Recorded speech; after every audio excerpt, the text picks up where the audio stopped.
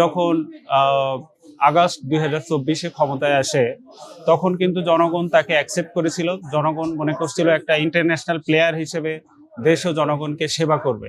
বাংলায় একটা প্রবাদ আছে, গায়ে মানে না আপনি মরদ। Lily premium gold soap 24 carat gold ও মাল্টিভিটামিন সমৃদ্ধ, যা ডার্ক স্পট দূর করে বাড়িয়ে তোলে স্কিনের দীপ্তিময় উজ্জ্বলতা।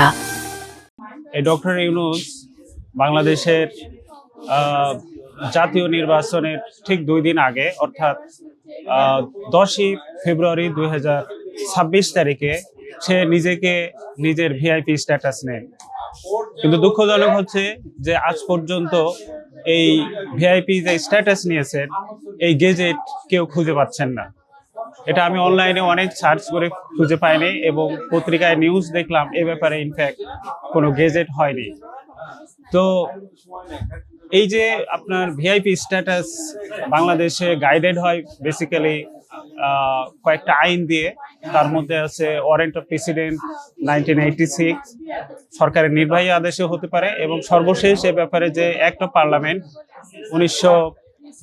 2021 সালের যে স্পেশাল সিকিউরিটি ফোর্স অ্যাক্ট, এই আইন দিয়েও ভিআইপি স্ট্যাটাসটা গাইডেড হয়। এবং এই আইনের সেকশন 2-এ স্পষ্ট বলা আছে যে কাউকে ভিআইপি স্ট্যাটাস দিলে সেটা গেজেট নোটিফিকেশন থাকতে হবে একটা। কিন্তু আজ পর্যন্ত এই ডক্টর ইউনূসের ভিআইপি স্ট্যাটাস সংক্রান্ত গেজেট নোটিফিকেশন কোথাও পাওয়া যাচ্ছে না। এই ডক্টর ইউনূস দেখেন, যখন আগস্ট 2024-এ ক্ষমতায় আসে, তখন কিন্তু জনগণ তাকে অ্যাকসেপ্ট করেছিল। জনগণ মনে করছিল একটা ইন্টারন্যাশনাল প্লেয়ার হিসেবে দেশ ও জনগণকে সেবা করবে।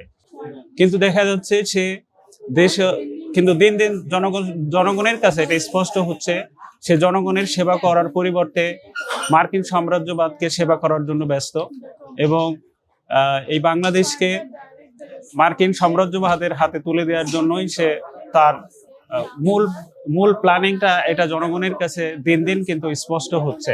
দেখেন, এই বাংলাদেশের ভূখণ্ড নিয়ে মার্কিন যে রাজনীতি, এটা শুধু আজকের না, পাকিস্তান আমল থেকেই শুরু হয়েছে।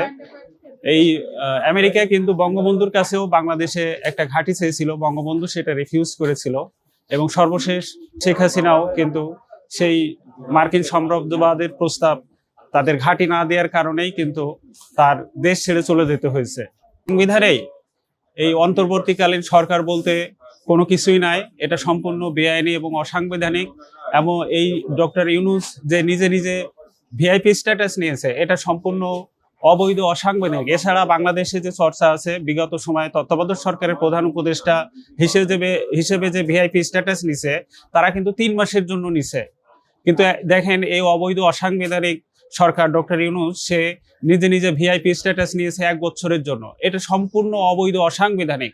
আমি এটা নিয়ে সংশ্লিষ্ট কর্তৃপক্ষকে লিগ্যাল নোটিশ দেওয়ার সিদ্ধান্ত নিয়েছি এবং অতি সত্বর এই লিগ্যাল নোটিশ পাঠাবো তার এই ভিআইপি স্ট্যাটাস বাতিল করার জন্য।